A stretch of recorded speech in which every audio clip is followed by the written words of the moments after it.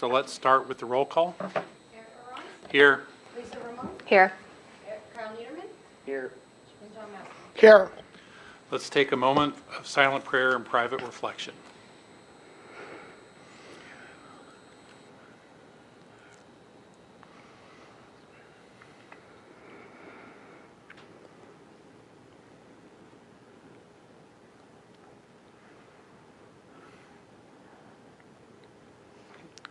Will you join me in the Pledge of Allegiance? I pledge allegiance to the flag of the United States of America and to the republic for which it stands, one nation, under God, indivisible, with liberty and justice for all. All right, spotlights and recognition. Student Achievement 2024 Outstanding Elementary Art Educator Award.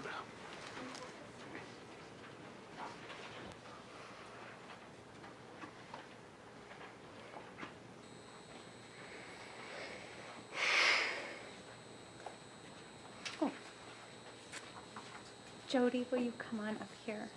Mrs. Biasucci.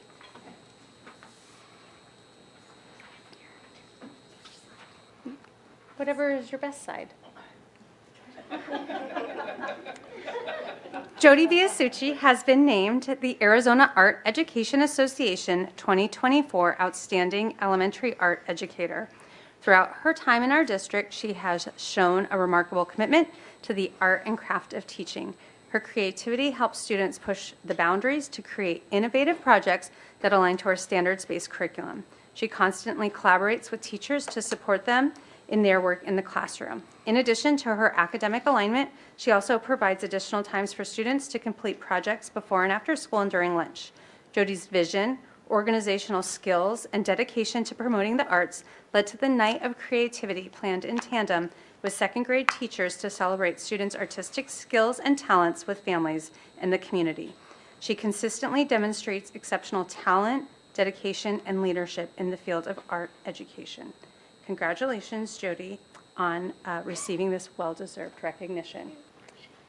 And we're, so,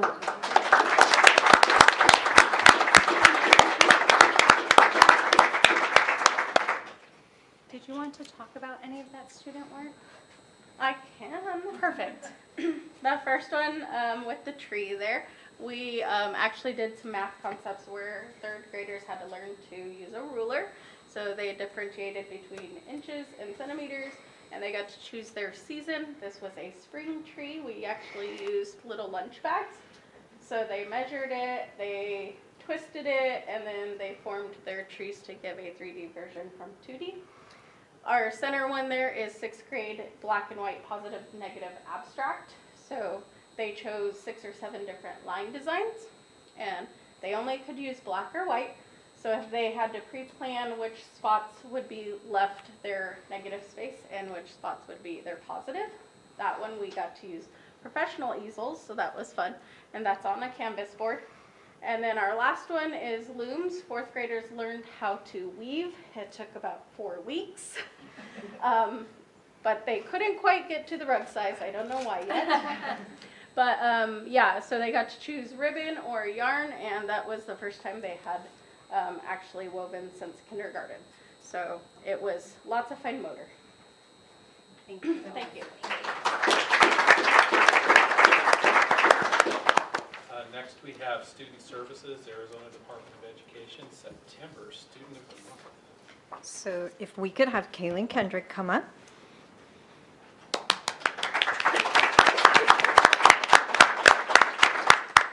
So Kaylin is a former Jamaica Croc and a current Thunderbolt Thundercat, and she is the Arizona Department of Education September Student of the Month in the category of Personal Qualities and Character. At Jamaica Elementary, Kaylin embodied leadership as the student council president, where she demonstrated exceptional qualities that make her not just a leader, but a role model. Her peers look up to her for her unwavering commitment to her responsibilities, including making daily morning announcements and representing the National Honor Society. Kaylin excels academically, earning the prestigious Gold Medal Presidential Award at the Evening of Excellence. And beyond the classroom, she is actively involved in her community through theater and dance, showcasing her versatility and dedication. She seamlessly handles the pressures of her various roles, from making business calls for the Student Council and NEHS to adapting to any challenges that come her way with grace and resilience. Known for her selflessness, Kaylin always puts her best foot forward and remains true to herself, never succumbing to peer pressure. She is highly self-aware, in tune with her emotions, and steadfast in her values, ensuring she follows the rules and maintains her integrity. Her genuine character and ability to adapt make her an exemplary student, admired by both peers and teachers alike.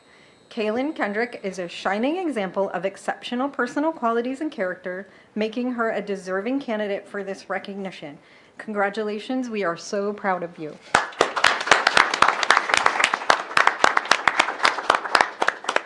And Mrs. Black did want to share that she wasn't here this evening, but she owes you an ice cream.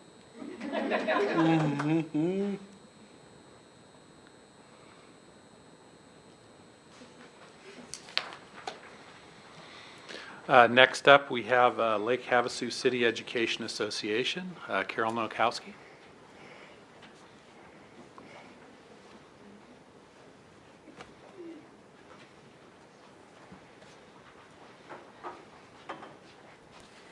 Good evening, governing board members, directors, and members of our community. As president of the Lake Havasu City Education Association, also known as LHCEA, I'm here to provide important updates and matters affecting our teachers and schools. First, I would like to announce that we have recently had our board elections for the association. We are excited to name our officers. Me, President, Tara Smith, Vice President, Tessa Fry, Secretary, and Joel Silverstein, Treasurer. This month, we are celebrating National Principals Month. We recognize the hard work and dedication of all of our school administrators and appreciate everything you do. We are looking forward to the 1st of November when our Arizona school letter grades come out of embargo and are shared with our community. As always, we appreciate the opportunity to present to the board each month. LHCA is committed to supporting our teachers and advocating for a stronger and more effective education system for all students in our district. We look forward to continuing the work with the board and the community to ensure our schools are equipped with resources and support they need. Thank you. Thank you, Carol.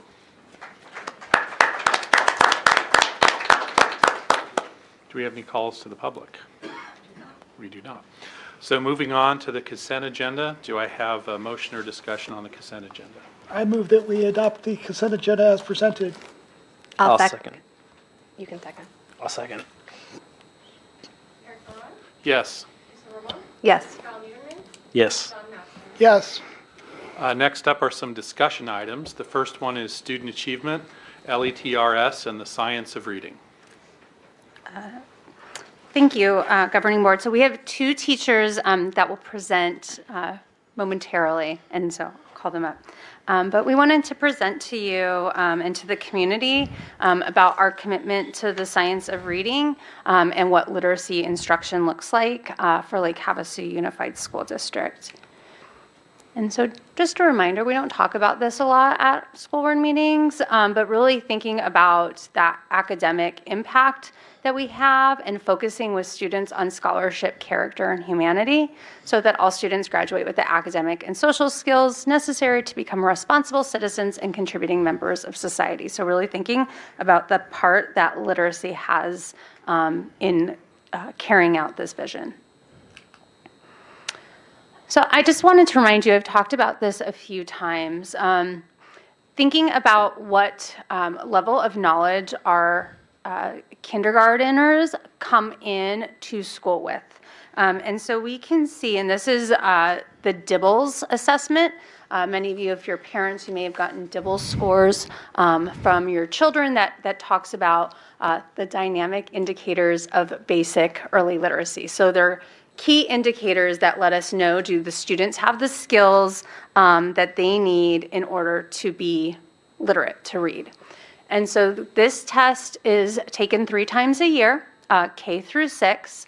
But at the beginning of the year, we're benchmarking kids to better understand what skills they're coming in, so that way we can tailor instruction to support them, because our goal is to have all students reading fluently at grade level by grade 3 as much as we can, and then really ensuring that our students are going into middle school being fluent. And so we can see, if we look really closely, we can see that kindergartners, so kids who have not been to school yet, they are coming to us, 62% are well below where they should be. So they're not coming with basic literacy skills. That might look like letter naming, phoneme segmentation, so being able to know cat, knowing sounds, and being able to manipulate words. So 62% are coming in well below. 21% are coming in below. So we know that our kindergarten teachers are already, that number in the green, is that 16%, 18%? Oh, look with your young eyes. 11% are coming in at, they're ready. So most of our students are coming into kindergarten without basic literacy skills. And so what we know is there's a lack of preschool. We're not having, families at home reading. And so that is a big hurdle for us to overcome.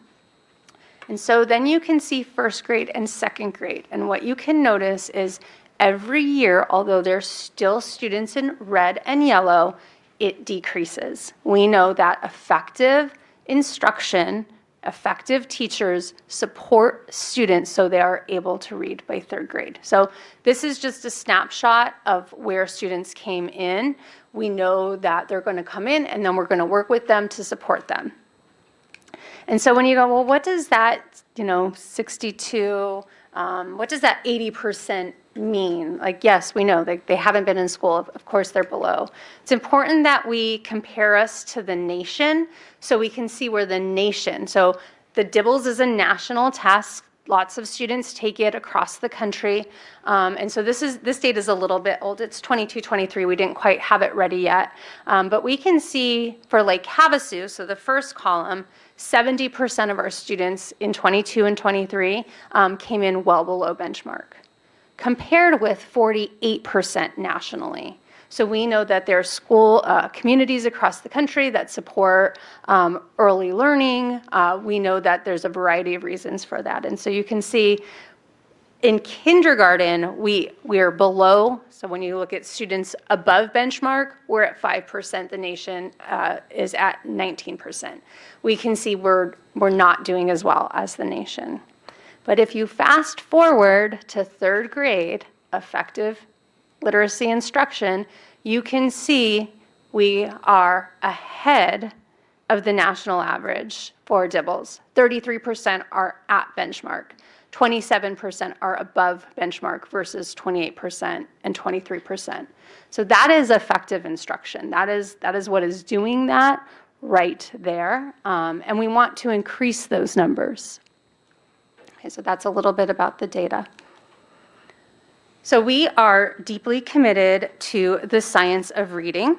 The science of reading is really what is considered to be the gold standard in teaching reading. And so the science of reading is a collection of research that describes how children learn to read and write. It includes research from many fields such as education, psychology, neuroscience, and linguistics. The science of reading is used to inform curriculum and teaching practices. The science of reading movement has led to more than 40 states passing laws to revamp literacy instruction. The science of reading aligned instructional materials include evidence that they support. So in order to be considered that your curriculum is science of reading aligned, so research-based, you need to have phonological and phonemic awareness. Students need to be able to recognize and manipulate sounds. So cap to map, manipulating the sound, map to mat. Phonics is the relationship between letters and sounds, so blending, decoding. Fluency, Students are reading with speed and accuracy. Content knowledge, vocabulary. It is extremely important that students have a strong understanding of vocabulary, that they're not just learning to read about nonsense things. It's actually why core knowledge, which is the curriculum that we use, is so important. It starts with history and science in kindergarten. Students are reading about something, so that way, something meaningful. So that way, as they get older, they're able to make those connections. Oh, I know this about the Nile River, so I can put it in this context. I know this about chemistry, so I can put it in this context. That content vocabulary and content knowledge is imperative to reading. And comprehension, making meaning using multiple skills, so putting it all together. So science of reading is extremely, extremely important. I know that some of you may have come up in the age of like whole word, but what we know is that does not work. We know that students need strong phonics instruction, and that we are not looking at whole language instruction. We are not looking at instruction where it's, look at the picture. What does the picture? Oh, the picture is a sun. Now you know the word sun. That is not how the brain learns to read. Teaching reading is complex. Teaching reading is rocket science. So as a high school history teacher, I did not understand the complexity of teaching someone to read. It is rocket science. It is a skill. It has to be done with precision, or otherwise we have students who have gaps in their understanding. And so we can see that when we are teaching reading, there's different parts of the brain that we are working with.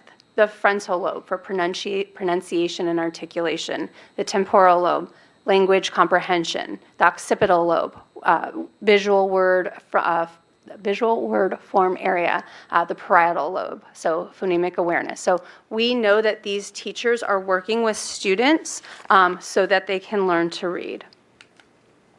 This is another picture of a brain. And so this shows how vocabulary maps throughout our brain. If you want to Google semantic brain map, it's really interesting. So the word top, it triggers multiple parts of our brain. It triggers the part of our brain that's clothing. It triggers the part of our brain that is space. It triggers the part of our brain that maybe is toys. And so the more vocabulary our students have, the more they're able to make these connections to be able to read. So there's a reality, I think I hear it sometimes, students these days can't read. So we know that research says that almost all students are capable of learning to read.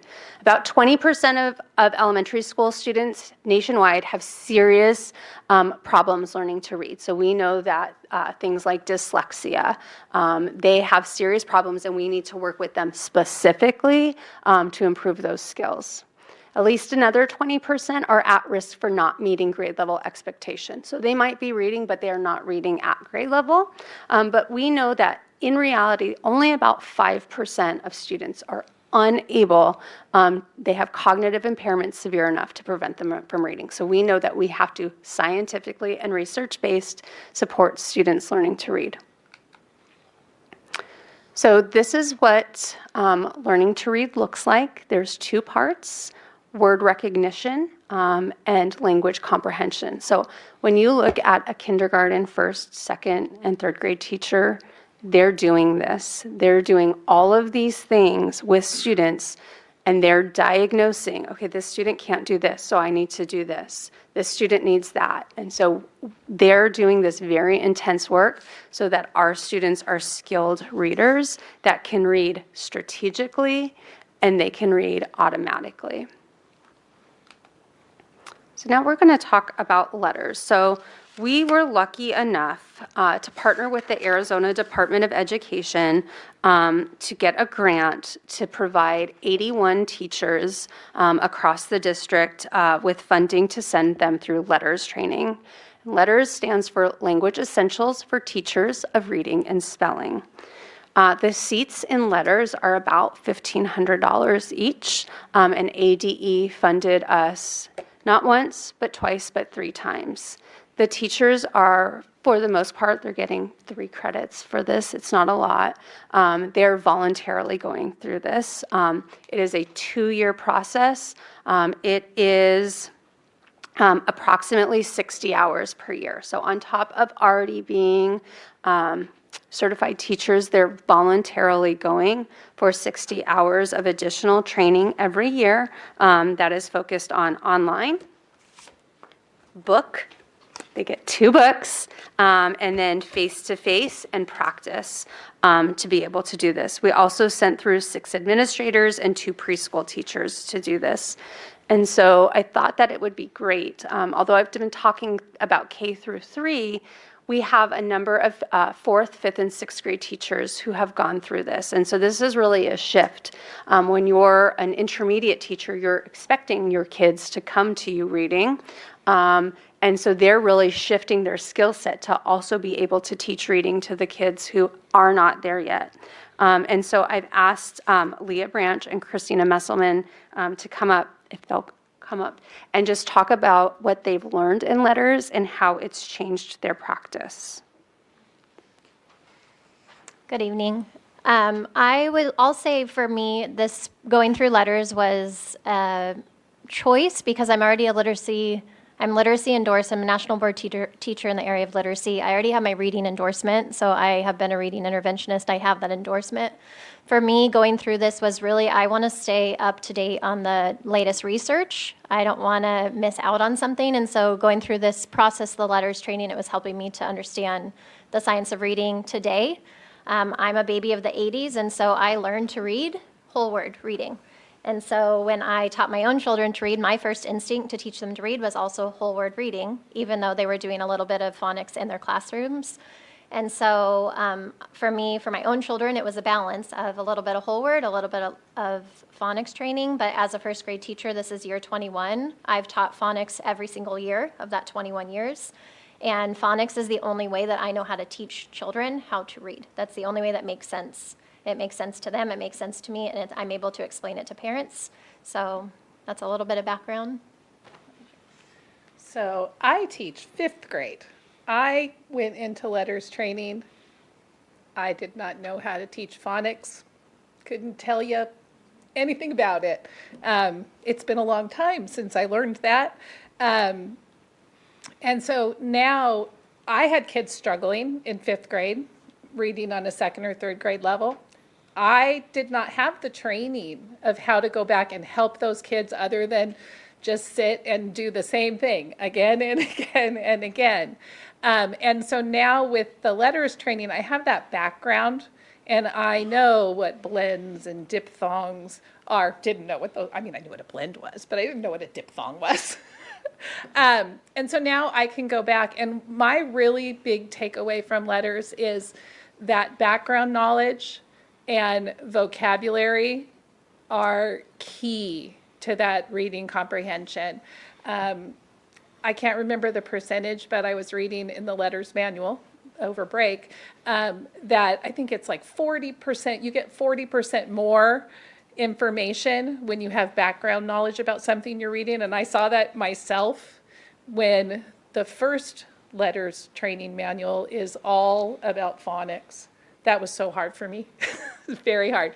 The second one is about applying it to comprehension, and I just whizzed right through that because that's what I know, and it was so much easier, and that's what happens with kids is if they have that background knowledge and they have the vocabulary already, they can just learn so much quicker. And I think the other thing that's important just to know is there are 26 letters of the alphabet, which we all know, but there are 44 sounds, and it's how you combine those letters. So just teaching students that the puzzle of reading, it really is a puzzle. It might be when you have these 2 letters together and there's not another consonant, this is their sound. But guess what? When there's another consonant there, this is their sound. So it's teaching students all of the tricks of how to put that puzzle together. And I would say that the first manual is really eye-opening. They do some training with us on what it would be like if we were reading as a dyslexic student. So there's some exercises that we do where we are almost in the shoes as though we are dyslexic and going through that process. And it's really insightful for teachers to see that, because when you're with a student and you want to throw out, the parents are telling you like, oh, they're just lazy, they could do it at home, they're not doing it for you. And you're like, I work with them 180 days and I'm not seeing that same pattern. I'm seeing that struggle versus that lazy tendency. And so it's just really helping to train the parents, helping to give the student the tools that they need to be able to read, because it really is rocket science. It's not as easy as one may think. So. Thank you. Don't go too far. So that's letters. That has been a big investment of time from teachers. Again, 81 teachers voluntarily did this, and we are so grateful to the Department of Education who funded this. We wouldn't be able to do it without them. And teachers, every time we've opened up seats, have hopped on. So we have teachers at all of the elementary schools. We had a big group of special education teachers do this. And so that is the work that really teachers and administrators, ours was a much shorter training, so that as an administrator, you can support your teachers who are doing this. The other piece in supporting literacy is multi-tiered systems of support. And so this is really focused on prevention for all students. And what we know is that about 80% of our students just need quality Tier 1 instruction. So that is whole group, directly from the teacher, in order to be at grade level or close to grade level. Another 15%, they're going to need Tier 1 and Tier 2. So they need that quality, effective instruction from a well-trained teacher, but they also will need some small group instruction that is specific to their needs. And then there's about 5% of students that need intense intervention. Again, they're getting all three tiers. Those students will typically be seen by a reading interventionist. So this was a big change this year. We had something that looked like this, but we really worked to define this, and we also worked to ensure that we had this all the way up through 6th grade. We don't want students leaving elementary school in all cases where we can help without being able to read fluently. And so again, Leah and Christina are going to talk about those shifts, but again, thinking about how flexible and well-intentioned and well-trained our teachers are to make this pivot, to make sure they're supporting their students, to focus on literacy, to teach based on data, quality Tier 1, strong intervention, and to really provide multiple supports for students. So do you just want to share real quickly about how MTSS has changed your practice? No. All right. So MTSS, we have just started this process this school year. So a team of us were together and we helped the district, coming from that teacher perspective of how this might look in our district. And so this is the first year to roll it out. Tier 1 is really just saying I have 28 first graders. I have 28 first graders that are going to receive Tier 1 instruction. That means they're getting the core curriculum of instruction and reading for every single student. Tier 2 is now saying that percentage that is well below or below in their reading scores, they are now going to get an additional 30 minutes of reading instruction every day. And we are using a research-based program for each of them. It's called MClass. It goes along with our DIBELS program. And so those students are getting additional services. And then only the students that are well below and that are not making progress in Tier 2, that will be the students that are not making progress in Tier 2, they will be the students that are getting Tier 3 instruction. So currently out of my class, I have 4 students that are in the Tier 3 level. Only one is actually being seen by our interventionist because the others have an IEP in place. But it's just a different way to look at it. So every student is getting Tier 1. Every student that is well below or below gets Tier 2. And then the students that are not seeing that growth are getting Tier 3. And what I think is really good about using the M class is that we're doing small groups for tier 2, but every small group gets the same instruction. It doesn't matter if I'm doing it or if one of our instructional aides is doing it. They're all getting the same information and the same instruction. And I think that that's, I mean, I'm already seeing growth. We've been doing it since the beginning of the year. And our numbers in tier 2, we've already been able to exit some kids out. And so we're seeing the growth and just getting those small groups, because in 5th grade, we didn't get small groups. And just getting to work with, 4 or 5 kids every day for a half an hour, it makes a big difference. Thank you. And again, I just want to share my appreciation. These are 2 teachers, but we have all of our teachers doing this, and it is something new for those intermediate teachers. So this work isn't just done at school. And so thinking about how families can support, talk to your children a lot. I know that sometimes at my house I realize nobody's talking to each other. We're all just on our phones. But that's really important that students are in vocabulary-rich homes. Read to your children. They learn from hearing fluent readers, have a dedicated reading space, practice letter sounds and names. So we heard from Mrs. Musselman. Although there's 26 letter names, there's 44 sounds. So really thinking about those sounds. Focus on phonemic awareness. Again, what happens if I change map to cap? What happens if I change cap to cat? Ask questions about what your children are reading and make reading fun. And then I included a little picture. I don't know if the community is aware, but we do have a literacy council. They are a volunteer group who come into our schools and read to students. So we would love to have more people volunteer for the literacy council, because we know how important reading to students is. And the more people that do that, the better. So if anyone's interested, Lake Havasu Literacy Council, they have a Facebook page. And that is all I have, unless there's questions. I did have one question. Are there any state guidelines that help you choose what curriculum to use for literacy? Yes. So the state actually has very specific guidelines. Because the state funds, they give an extra weight to K through 3 reading. To focus on these intervention programs, which you can imagine are fairly expensive. They're people intense. The state requires us to use specific materials that are vetted. And so they put out, it's ARS 15704, but they put out the materials that we are able to use. There's about 15 of them. And so we're really thankful that Core Knowledge is one of them. We actually had it before the state came out and said these are the quality core programs that you can use as your tier 1. They also came out and they say specifically what you can use as your tier 2 and your tier 3. And we were using Core Knowledge, Amplify to use for our tier 2. And so that has worked out really well, that we did not have to shift. But this is an area where the state mandates the choices you can make.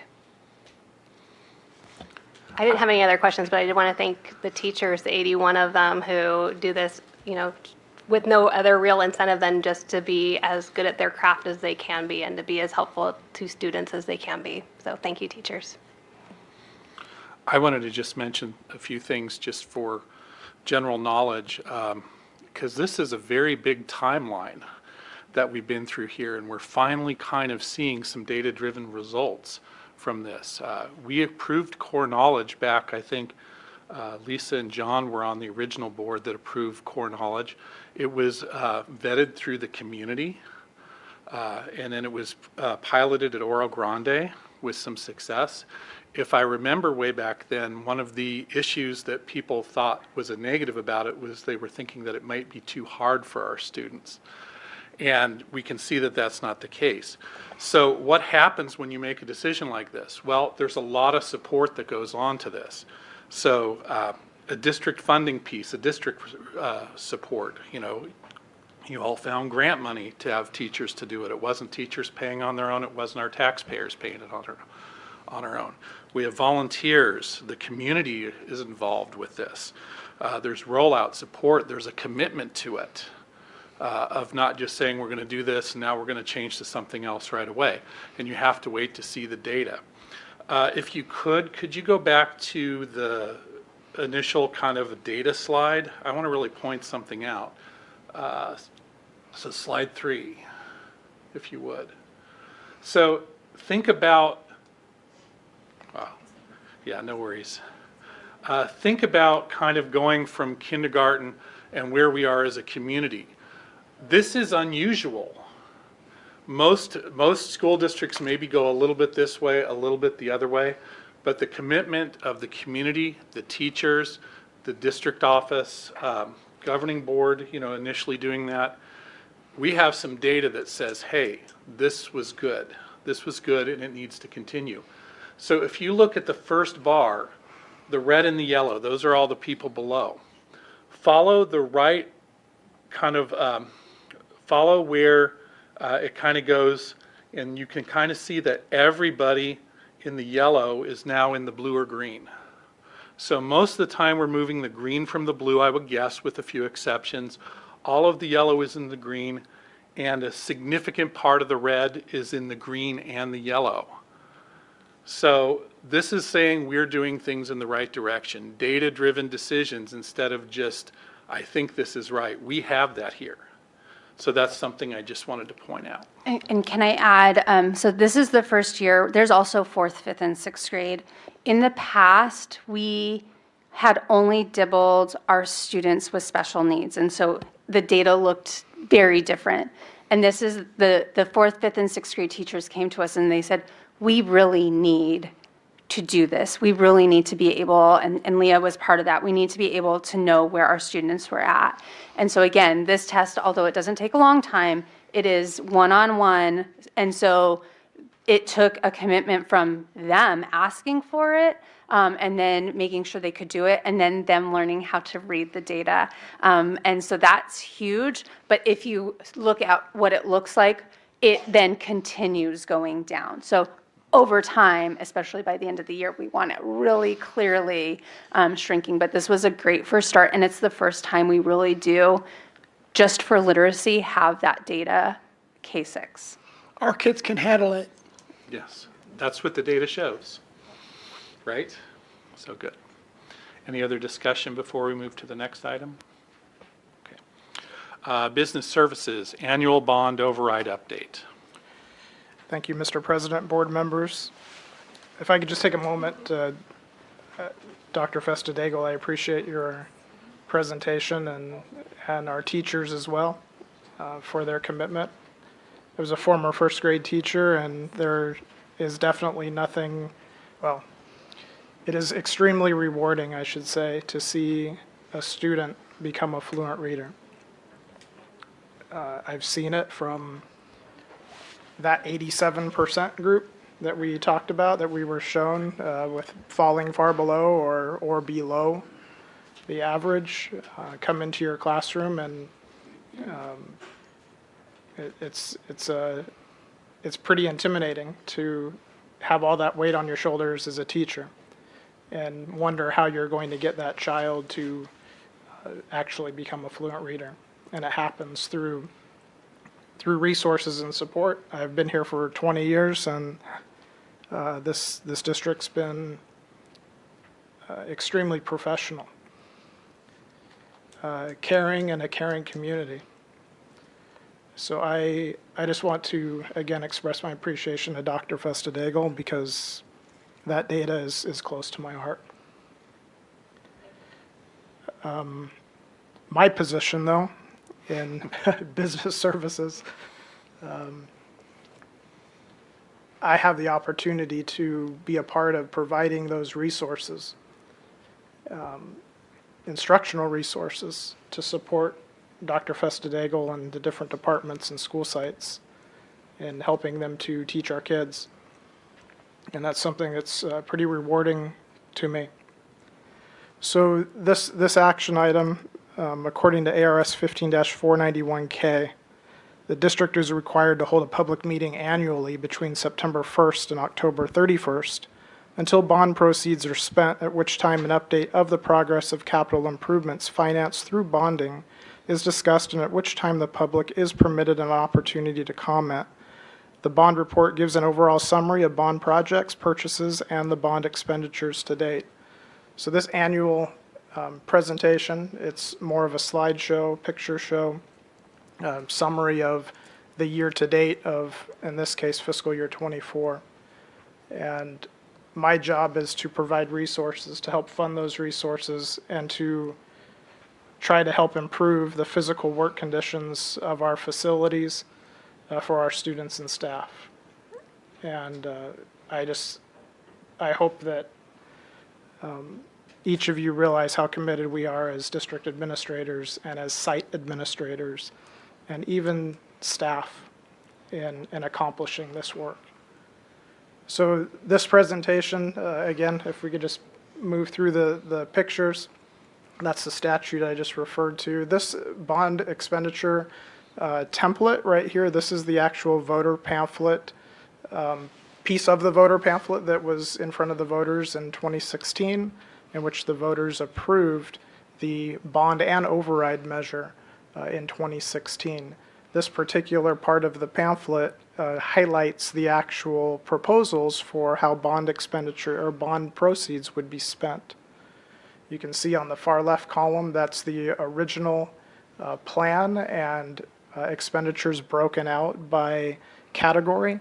And then the column on the right is our year-to-date expenditures from the time that we started spending bond funds to the end of fiscal year 24, which was June 30th, 2024. We spent just over $7 million in fiscal year 24 of those bond proceeds. So projects that started in fiscal year 24, we started the Smoke Tree renovation. This is the 8th school of our 8 campuses that have now encountered remodeling, and I apologize to the other 7 campuses and now Smoke Tree over the years for some of the inconveniences that do happen when you undergo construction. It's not always an easy thing, especially when you're constructing or remodeling occupied campuses. So thankfully, Smoke Tree is our 8th of number 8 school. So there is light here at the end of the tunnel and relief underway. We remodeled the interior of Smoke Tree Preschool.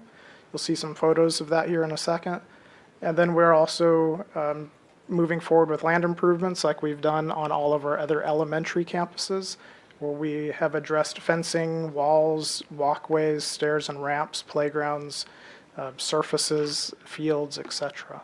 All of that is ongoing right now, and hopefully will be near completion at the end of this calendar year, probably going into January, maybe the beginning of February, once we get all of the punch walk items complete. So you can see here in some of these pictures some befores. This is Smoke Tree campus. The wrought iron and fencing on this campus, and not just this campus, but on all of our campuses, have well outlived their useful life, especially when we deal with extreme weather, as far as heat, or hard water in this town. When we try to water our landscaping, when that hits metal, the metal doesn't respond well to that over many years.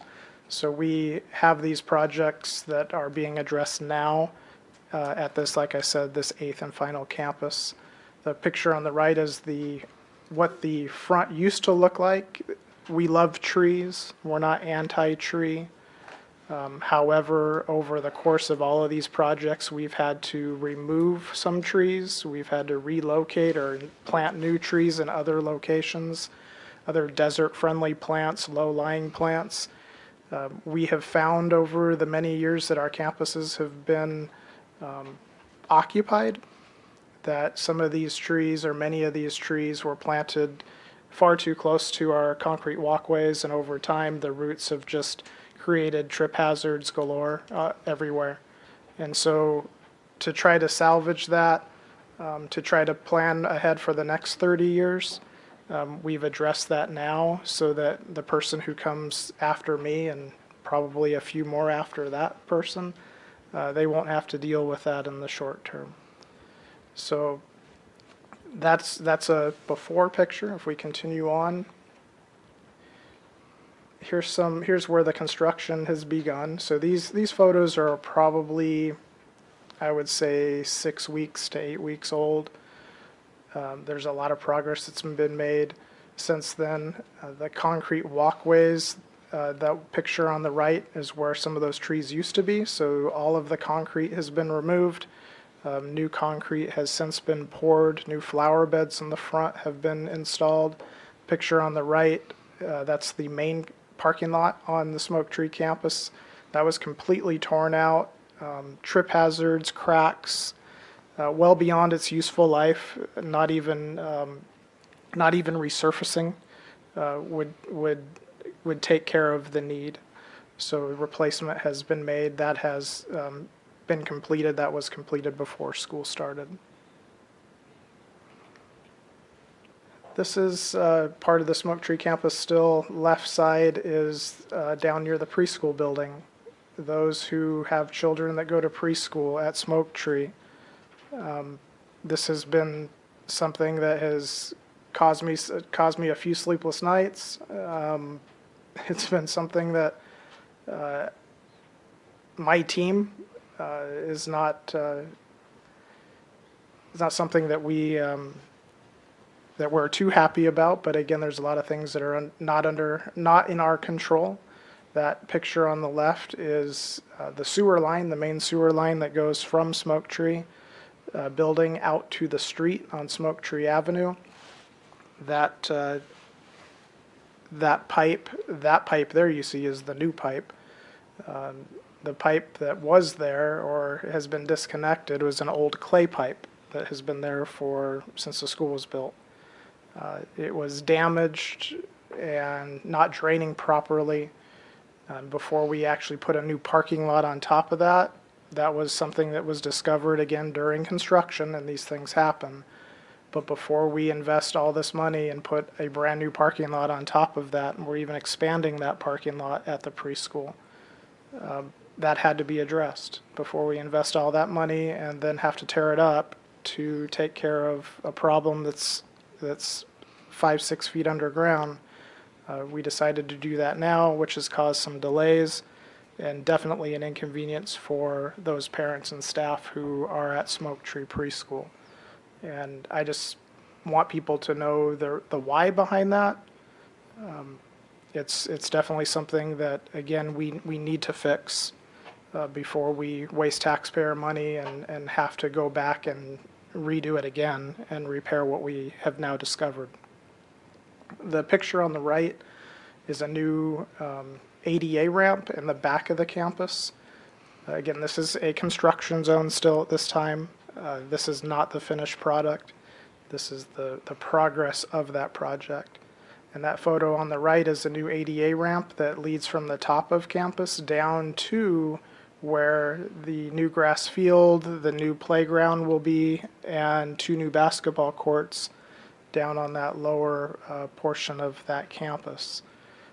It'll be definitely something that will be much more useful and efficient. It'll be definitely a great benefit to those students and staff in getting kids to and from that facility, the field.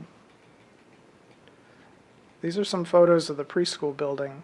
That photo on the left that building's been that way for a long time. When you walk into the front 2 what are like classrooms or used to be classrooms in the Smoke Tree Preschool building, since the preschool came about, they were meeting in the office area, and the administrators and staff and parents were meeting in a wide open space, either providing services for students via speech therapy or any other type of therapies that are required for students with special needs.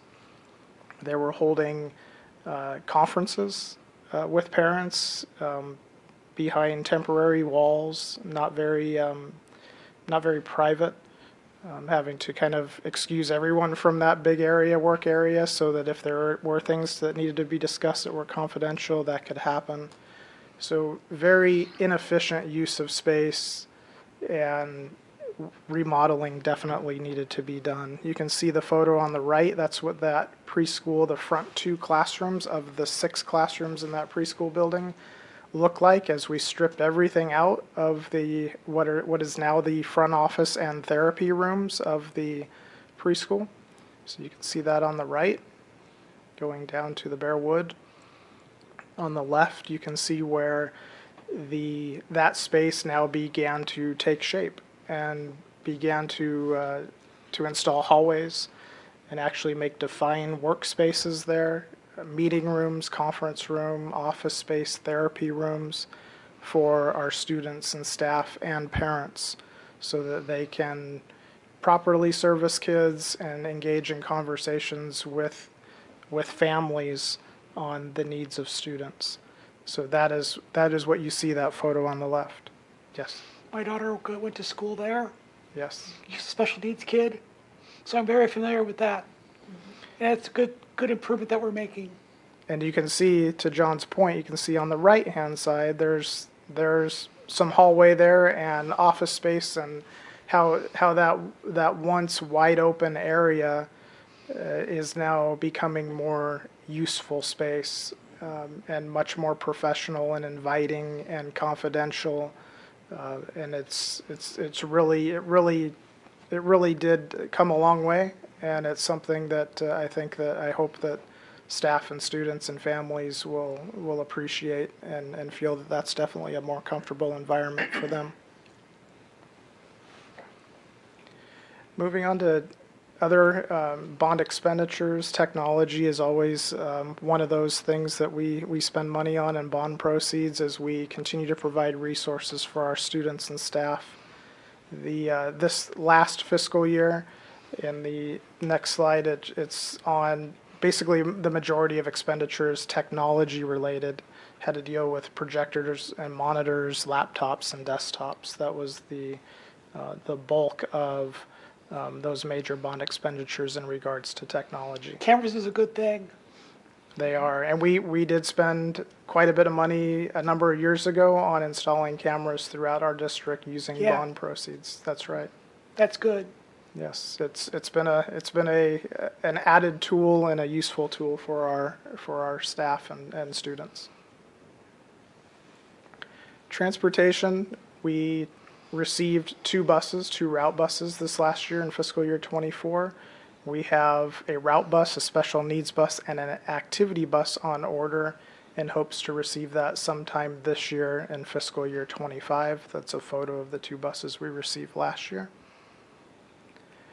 Maintenance and warehouse vehicles, we took delivery of 2 maintenance vehicles and 1 box van for our warehouse. The previous box van for the warehouse was we had to secure the driver's door so that it wouldn't open while you're occupying the vehicle, and it was definitely time to upgrade that vehicle with something that's much more efficient.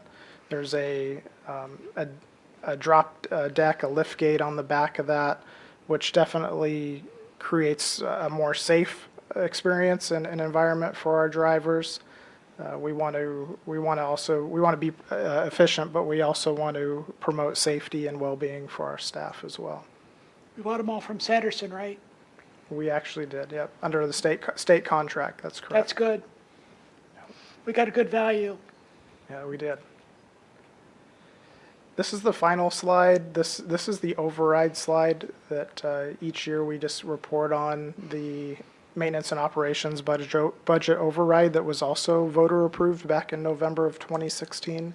So you can see that on the top right, That was the language within the voter pamphlet when people went to the ballot box to vote. The main areas of emphasis for the using budget override dollars were to improve salaries and retain and attract teachers, and also to help to subsidize the increasing and rising costs of insurance that we seem to all experience on an annual basis. In fiscal year 24, this was the final year of the 2016 voter-approved M&O budget override. Last year was that final year. As we move forward in the years to come, those conversations, I'm sure, will be revisited at some point as we determine a need for that. The override provided one-time cost of living COLA adjustment for last year. We've been doing that pretty consistently over the last several years. Knowing that the override is a voter-approved initiative and that it can go away if it's not renewed. So we had to be very mindful of that and making sure that those extra funds to support that retention of staff were given annually as a one-time and not applied directly to the person's base salary. We continue to cover employee medical insurance premiums at 100%. We maintain reduced athletic participation fees. These participation fees before the override were upwards of $800 at the high school to participate in sports. We reduced that, cut it in half to $400 with the override.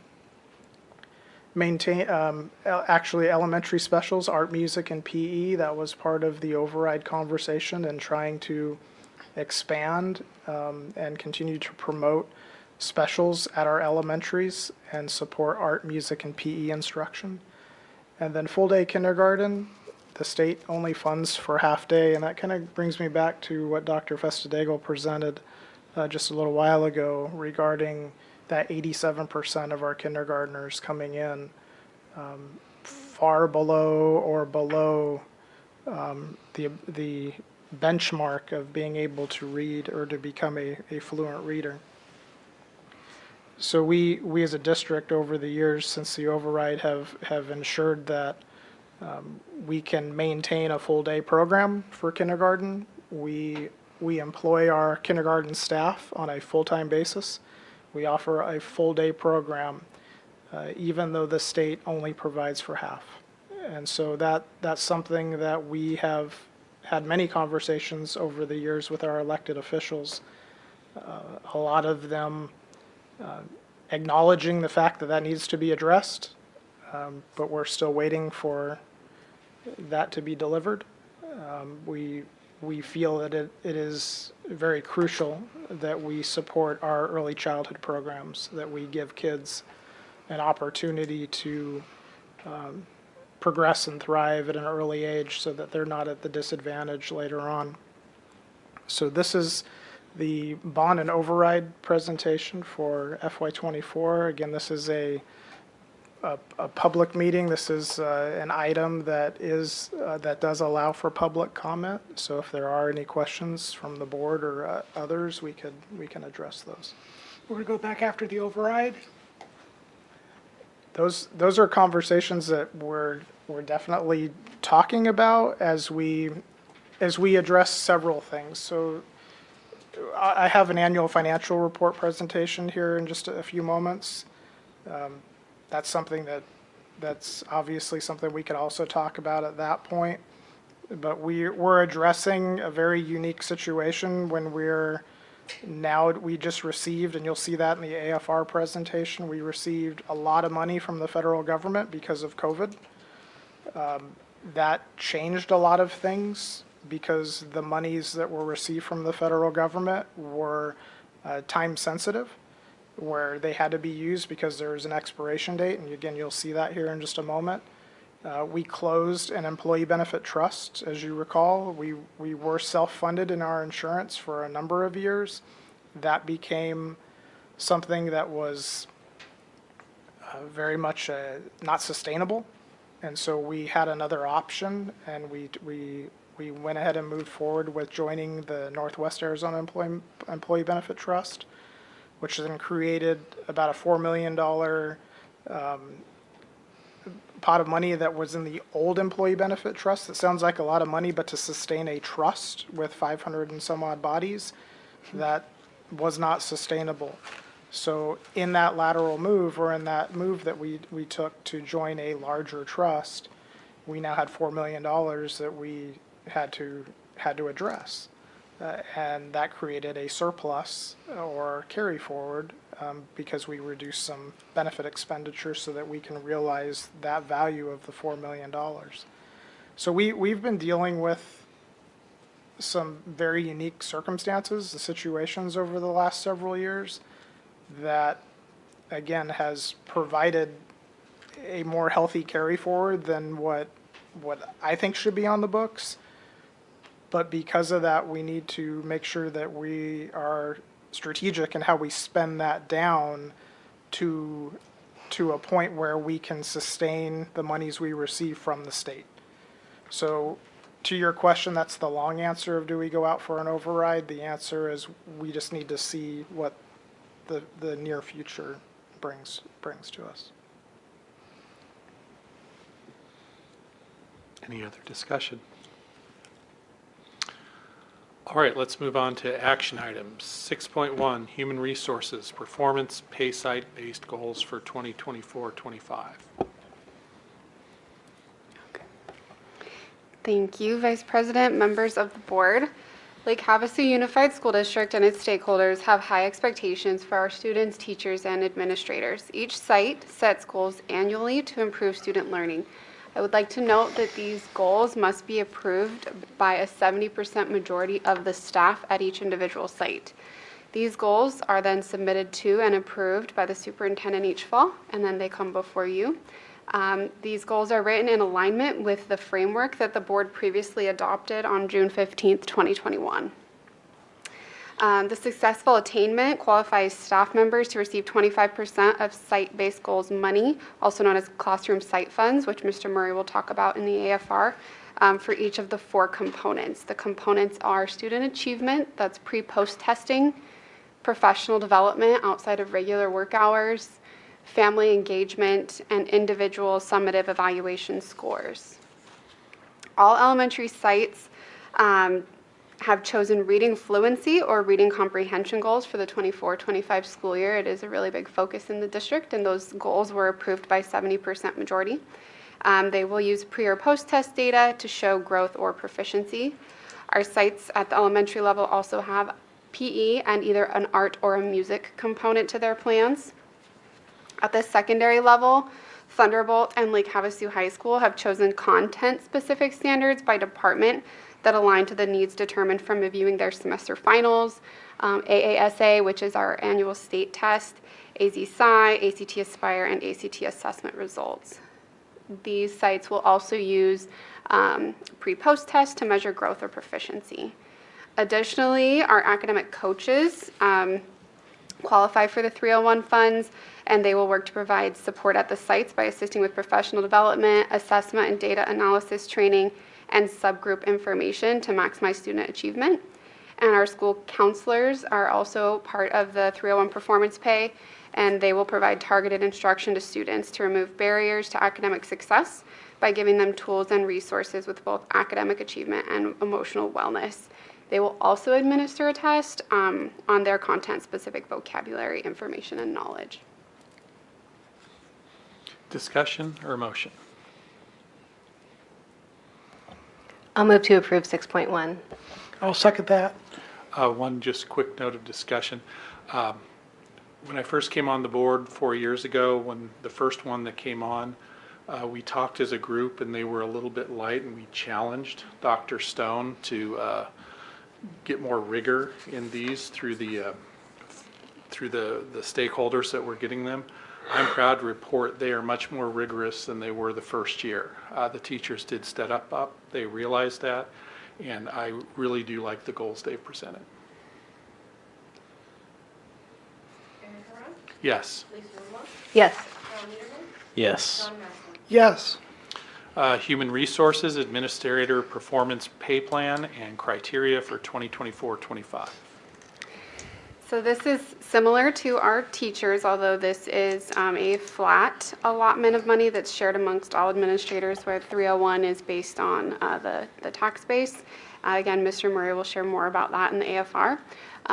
But on September 11th, 2012, when I don't think any of us were sitting in these seats, this was an alternative procedure that was approved to meet the requirements of Senate Bill 1263 and Arizona Revised Statute 15341, Section A, Part 39.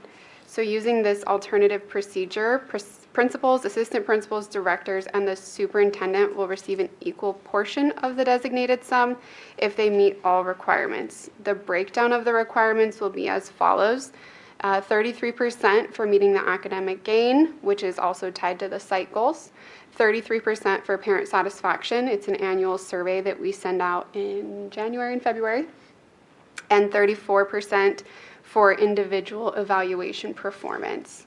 The alternative procedure chosen has been previously approved by legal. Discussion or comments? Or motion?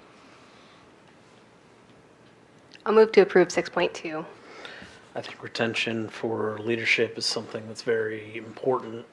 The same way that we should enforce retention for our teachers and the staff members and everybody that works for the district. So I would second. I think I want to also mention that, it's an alternate procedure, and you can correct me if I'm wrong.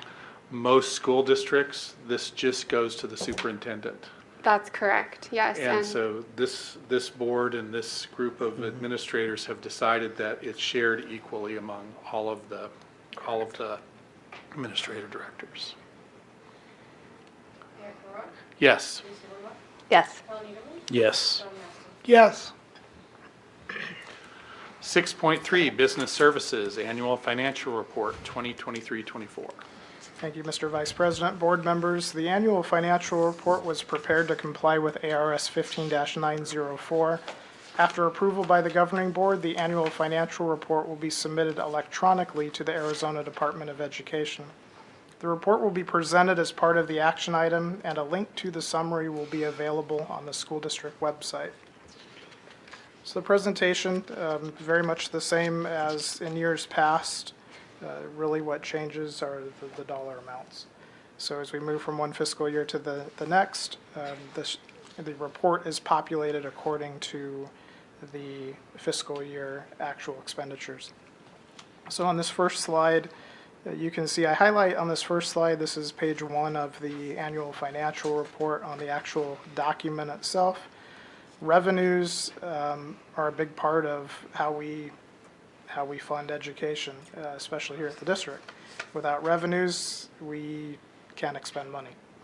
So revenues, you can see at the very top of, again, this will be on the website at some point, so this will be available here in the coming days for all to look at, download, right there from the comfort of your own screen that's right in front of you.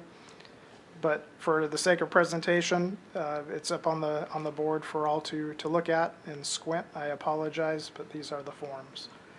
So revenues, you can see at the very top, these are the property tax revenues that come via us as those who pay property taxes within our local community.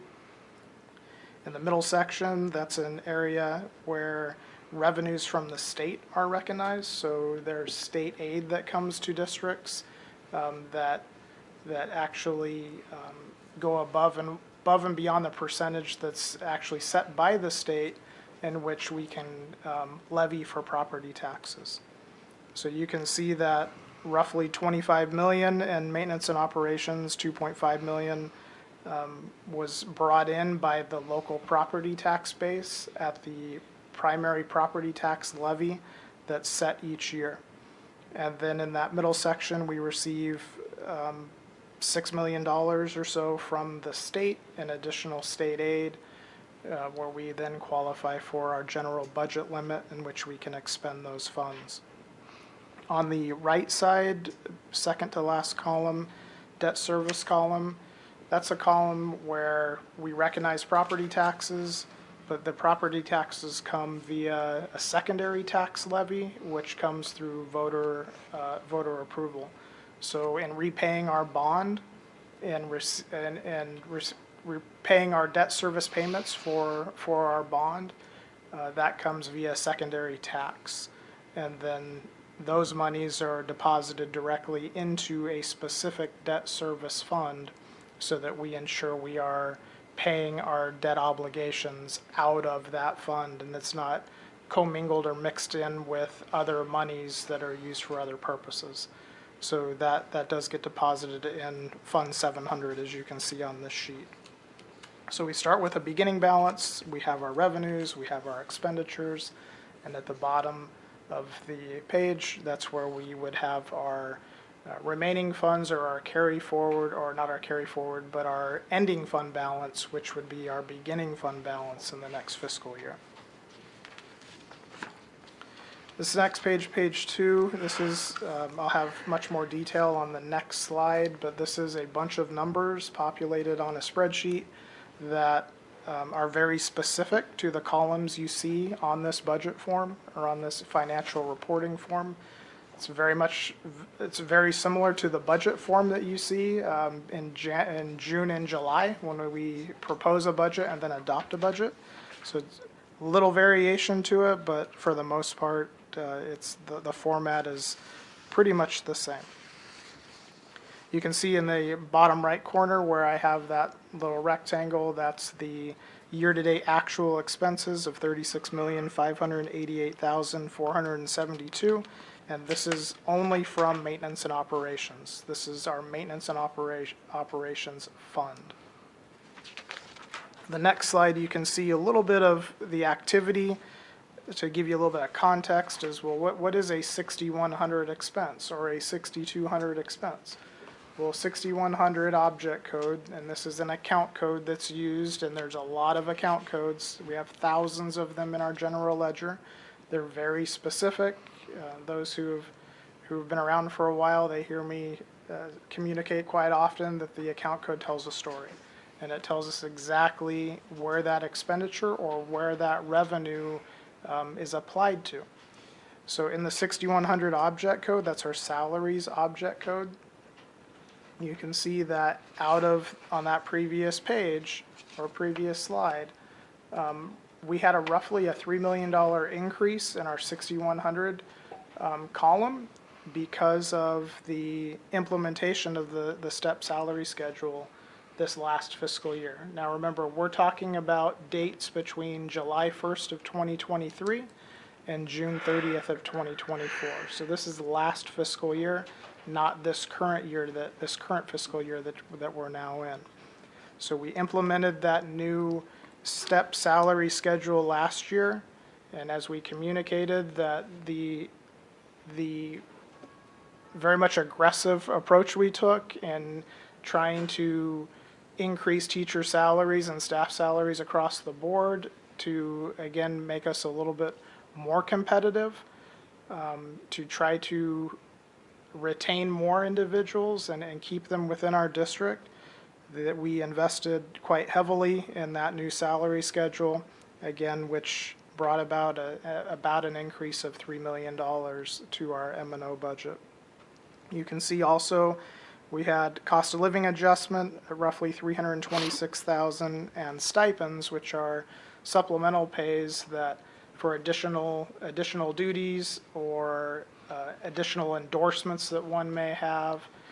All of that is coded as under the category of a stipend or supplemental pay, and that was right around $676,000. 6,200 are all of our benefit expenses. We paid roughly $4.8 million in medical premiums last year on behalf of the employees, and some subsidized premiums for retirees and for dependent coverage. We do provide a little bit of a subsidy there to try to ease that burden, that cost of trying to provide medical benefits to one's family. We contributed about $2.6 million to our Arizona State Retirement System on behalf of employees. Medicare and Social Security, about $1.5 million. Again, all of those are examples of what you may find in the 6,200 column. Then you go across the board, purchase services, we pay for substitutes, we pay for insurance, legal, liability coverage. You can imagine in maintaining many thousands of square feet of real estate and the number of people that are in our campuses, on our property, the equipment that we possess. We have a need for liability coverage just like we would on our own personal lives with our own home and cars. So we have that coverage. We also have paid for specialized services for occupational therapists and physical therapists, psychologists. These are when we can't fill a position that's currently open with an individual who may actually physically come on site and work for the district. There are times where we have to reach out and procure these specialists through an agency, through a company, and that's classified under the 63, 64, 6500 object codes as purchase services. 6600 supplies, again, classroom supplies, office supplies, custodial and cleaning supplies, natural gas and electric, about $1.4 million to heat and cool our facilities over a 12-month period. Gasoline, diesel is something you would see under a 6600 object code. In the 6800, it's classified as other. You would find something like our health department annual permits, as we have kitchens and restrooms. We have areas in which you would have to wash your hands and maintain some cleanliness in those particular areas. The health department requires us to have annual permits. And then this last year, pertaining to last year, we migrated from the ASBA policy to the new trust policy. Those expenditures as part of that process fell into the 6,800 other category for that particular year. The next slide, this is the next page in our annual financial report. This is as Lindsay, Mrs. Bitterman was talking about with classroom site funds. This is the actual report where those expenditures actually populate. And you can see on the left-hand side in red for fiscal year 24, there was roughly $4.8 million in 301 expenditures for last year. 257 eligible certified teachers. When we subtract insurance of the 1,275 that we pay for, so those who are eligible, the 257 eligible staff, the $1,275, part of the 301 money is used and applied towards the 257 eligible staff. 301 monies are not used to subsidize the entire district. So I want to make sure that people really understand, especially those teachers who receive 301 money, the 1275 is for you. It subsidizes your medical. It's an expense that we're able to use 301 money for a lot of things. But this district over many years now has been pretty laser focused in trying to divert that money or keep that money contained to our teachers. This is a way to help us offset some of those rising costs of medical, but it's only going towards you as the eligible teacher. We're not, your 301 money is not subsidizing my medical or the custodian's medical. It's not doing that. This is for you. So that 1275 is your supplement. We're trying to relieve some of the expense out of M&O by applying some of this toward your benefit, but it's not everyone's benefit. So I want to make sure that people know that we're not using the 1275 and applying that to 500 staff members. It's specific to those eligible teachers. So last year in fiscal year 24, the gross compensation for 301 was $14,645.31. That's above and beyond the base salary that is there for teachers. You can see on the right-hand side, a little historical view, fiscal year 25, that's the fiscal year we're in. We're doing the same thing that we've done in years past. We've dedicated out of the Classroom Site Fund pool of the monies received from the state. And that goes back to November of 2000, when that was a statewide voter initiative where the state as a whole voted on increasing sales tax by 0.6%.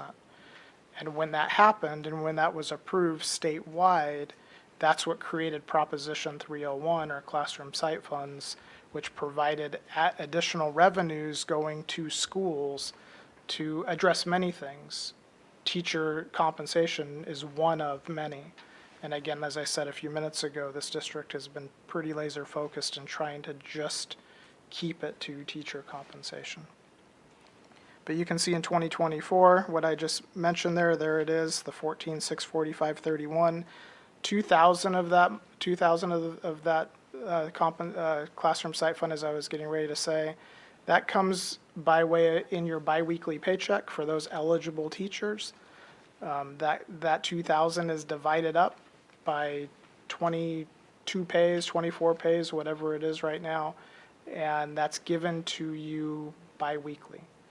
And then in the end, in May-ish, that's when those eligible teachers who have done all of the work required, as we just saw in the presentation before, as long as they have met all the obligations to receive performance pay, then that's where they receive that additional payout. So the $2,000 plus the $12,645.31 that came to eligible teachers in May totaled the $14,645, and that was shared amongst 257 eligible staff. And you can see the same breakdown for 23 and 22 to give you a historical look at that. Just a note there on the bottom of that page, FY25, just to be clear, that funding formula is going to remain the same as it has in years past in fiscal year 24, how I just presented it. Payout of Classroom Site Funds comes by way of deposited funds. We subtract the insurance and any payroll taxes, and then divide that remaining balance amongst those eligible staff. So that's how that works.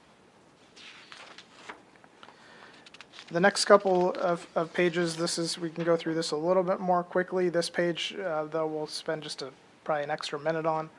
But this is the portion of the AFR that focuses on capital outlay, Fund 610. These are our capital expenses. You can see how the sheet is populated.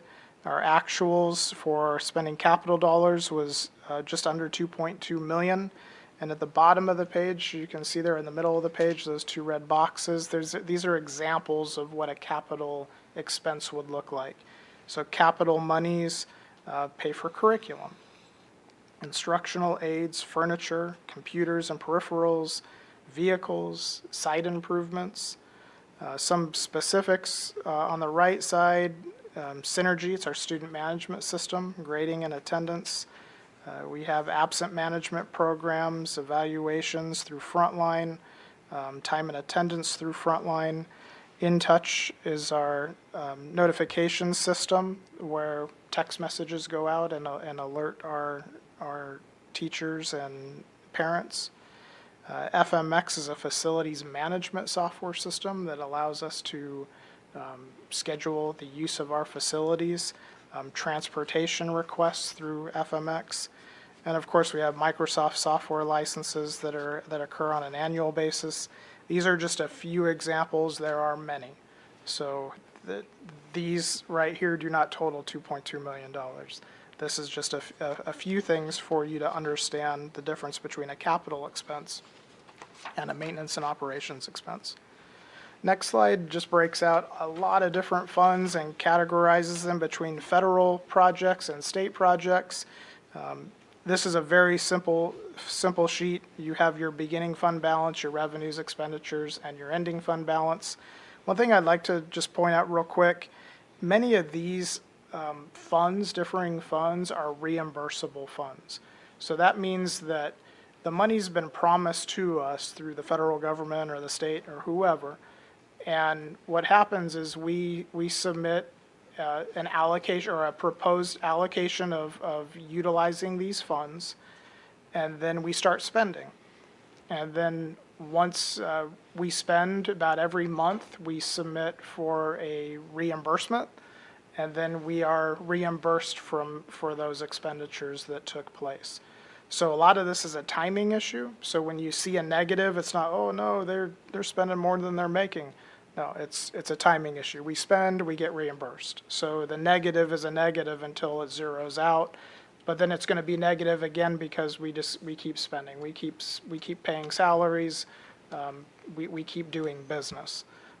At the end of each fiscal year, though, there is what's called a completion report for most of these projects, and that's where the true-up happens, and that particular fiscal year closes, and then we are well underway with the new fiscal year by the time the completion report is sent off in October or November-ish. So we're already 4 months into the new fiscal year spending a brand new pot of money that's been allocated to us. The next page, again, just another list of many, many funds that we manage. The one thing that I do appreciate about my job and about this process is that there are so many funds that it can be overwhelming as far as just managing it. But the nice thing about it is that it's very specific. So if I'm receiving money for a certain purpose, for the most part, it's going to go into a specialized fund so that we spend for that purpose. I think that it's pretty wise. I mean, it would be wise that if more of the government sector did that, so that when you're saying you're going to fix roads and here's a tax for roads, well, then put that money that you're taxing in the fund for roads and make it restrictive. So you can then take care of your roads through this restricted fund. You know, there's always the workaround to that. In the school district, they don't give us that workaround. This is how it's used. We're audited annually. They look at things with a magnifying glass the best they can, and they determine whether or not we're appropriating and using funds appropriately. This next page, just two more. I'm just going to highlight the top left corner. This is for debt service. So you can see in the top left corner that we paid off about just under $3.7 million of bond principal in fiscal year 24. So as we continue to levy for that debt service that I talked about at the beginning in Fund 700, that money is used to pay down our bond debt that was voter approved in 2016. On the right-hand side, just highlighting, this is a report this is a section of the report that's been on there for a few years now, where we need to post our average teacher salary. So you can see that in fiscal year 24, the average teacher salary was approximately $52,168. This does not include stipends or the classroom pay or the classroom site fund performance pay portion. It does include the $2,000 that we showed on the couple slides ago that comes to you biweekly. That's divided up and comes to you biweekly. That's in that number, but it does not include that bigger payout that comes in May for those eligible teachers, and it does not include benefits. So this is strictly base salary, average teacher salary. Keep in mind that people come and go. So we hire, and Mrs. Bitterman knows this well, we hire people later in the year, and then we still have to calculate. I still have to account for that, which means then I need to adjust their time on the job, their full-time equivalent, to more of an appropriate level. Instead of being a 1.0, because they're here full-time all throughout the year, I may have to adjust that to more accurately reflect the fact that they started in October instead of July. So if I started somebody in October, if we started somebody in October and I left them at a 1.0 multiplier, but they're now only making a fraction of what somebody's making since they've been here since July, that can really skew this average. So there's a lot of moving parts to this, but you can see there that the average teacher increase from the prior year is around $6,500. Again, that's getting very close to where we're trying to manipulate that FTE to allow or to account for those people who start late and who leave early. So that's something that we're constantly monitoring and adjusting. And the second to last page, the last page in the AFR, this is the page that allows us to record or requires us to record the COVID-related monies use. So this is a page that was inserted in the annual financial report a few years ago when those federal COVID monies started to come to districts, which I mentioned earlier on. So you can see that ESSER 1 and 2 and 3 were given to us. The bottom left area, that insert that I put down there in the purple, I think it kind of simplifies it a little bit more so people can understand it a little bit more. ESSER 1, we received that back in 2021. ESSER 1, we were awarded just under $1 million. You can see that, $952,000. We spent $946,000. We had an unused balance of just under $6,500. So out of almost $1 million, we did not spend $6,500 of it. Again, it's a timing thing. So the expiration to spend these monies was September 30th of 2022. So we had to spend it by then. We couldn't spend it on October 1st. It would have been an ineligible expense, which would have been subject to an audit exception, requiring us to pay it back and any interest that would have accrued. ESSER 2, we received just under $4 million, and that was back in 22. That expired September 30th of 23, and we received, we used basically all of that except for $877. That was monies that were unspent. And then ESSER 3 just expired less than a month ago. On September 30th, we received just under $9 million. And we spent $8.88 million. We left $56,000 on the table because, again, it's timing. It's trying to spend every penny at a $9 million to leave $56,000 of it there is not too bad. I would like that to be more like zero, but it's I'm not much of a risk taker. I think that trying to justify expenses that may not have been to the intent of what the ESSER monies were given could have cost the district far more in having to pay it back and then any interest on $9 million. So again, these were monies given to us and districts throughout this state and others so that we could utilize recover from COVID-19. Very specific requirements as to what we could use that money for. The last page is always there as far as transparency, that you can find this and the actual AFR itself here in the coming days. It'll be posted not only at the state level, but it will also be posted here on our district website. You can see that in that top right corner of the district webpage, there's a financial transparency link that you can click on, and then it'll take you down to the bottom left there where you can click in that section, and then it'll open it up to where the budget and financial document section, then it'll open it up to where you can see not only budget forms, but you can see annual financial reports as well. And we do try to post the presentations that go with it as much as we can so that you can see everything that we have. That's good. That's something I brought up back when I started on the board. You did. You did.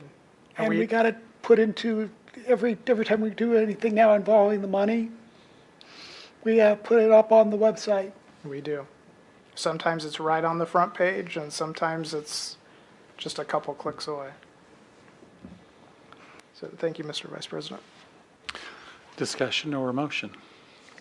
I did want to make a couple of quick comments. I certainly agree with what you said about being very careful with the ESSER money and making sure that you are only spending it on qualified expenses. And so $56,000 as a percentage of the award, which was close to $9 million, isn't even 1%. So I would say that you got it very close, and I appreciate your caution with using the money correctly.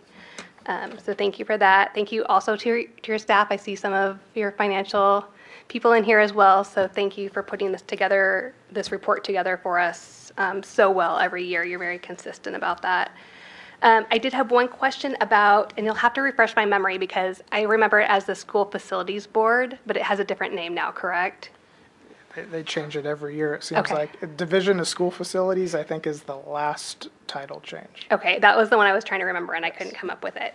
So does that show up in our budget? Is that what you're talking about with the reimbursable? Some of the reimbursable things? Okay. That's correct. That would be one of them. Yeah, Fund 691 is the Building Renewal Grant Fund. And again, that is very specific. So we can't mix that with our maintenance and operations money. It goes right into a Fund 691. So that all expenditures and revenues received go in and out of that specific fund. But yes, you're correct. That's one of those funds. Thank you. That was my only question. Yeah, I just want to, again, kind of piggyback on what Lisa was saying. We really do appreciate the detail. I know it sometimes gets long, but it's good to be out there and see. The details that you have and that you have to deal with is according to law. Funds have to go in certain areas. You really do a wonderful job with that. I want to especially kind of call you guys out as being wonderful with those ESSER funds. Our facilities are in so much better shape. I know a lot of that went to air conditioning and making sure we're back on a scheduled maintenance as opposed to, oh, this one went down. Oh no, 4 are going down. No, we have a plan for that. I know there were so many other things like curriculum and things that went for that too. I think we're in such a better position than many school districts coming out of COVID. So I want to kind of give you guys props for that. So do we have a motion or any more discussion? I'll move to accept the report as presented. I'll second 6.3. Yes. Yes. Yes. Yes. 6.4, business services, vouchers, student activity funds, and auxiliary funds. Thank you, Mr. Vice President. This one's a lot shorter. Thank you. So approval for vouchers and auxiliary funds for September 2024, as well as year-to-date activity for K-12 student activity funds. And I want to just highlight that for a minute because that is a change in years past as we continue to improve and turn over every rock. There's some wording in statute that tells us we were providing you with numbers in the past, but now this is much more detailed where you can see actual beginning fund balances, revenues, expenditures, and then ending fund balances. So it's still broken out by school site. Well, the auxiliary's always been that way, but the student activity funds has just been more of the whole number district wide. But this is, again, just another way to ensure that you're receiving as much information as you possibly can, and if it's too much, you can just click delete. So that's there again for the public as well, so for their benefit. So all of these are before you tonight. Discussion or motion? Every month I see this, I'm impressed by the way that the community shows up and actually donates stuff to our community. I'll approve 6.4 as presented. I'll second that. Yes. Yes. Yes. Yes. Informational superintendent. Thank you, Mr. Vice Chair. I would just like to say this evening, first is to this district team. They work so hard and so well together to provide and really vet qualified teachers for our classrooms. They work with our principals to make sure that happens. But then all of the things that go into supporting our teachers, whether that be resources, materials, professional development that's provided. And then in the end, as you saw tonight, it's our teachers that are in every one of our classrooms that have to put it all together. They have to make it happen and help our students make that progress and perform. And our teachers are very willing, as you heard tonight, to get in there and put in lots of extra time to learn things that might not have impacted them in the past, but they recognize, I really should know what those young grades are doing, even though I'm teaching at an intermediate level. So it's just impressive to see what they do, what they're willing to put into the effort of learning and honing their craft for our kids. And I know we are all very grateful for that.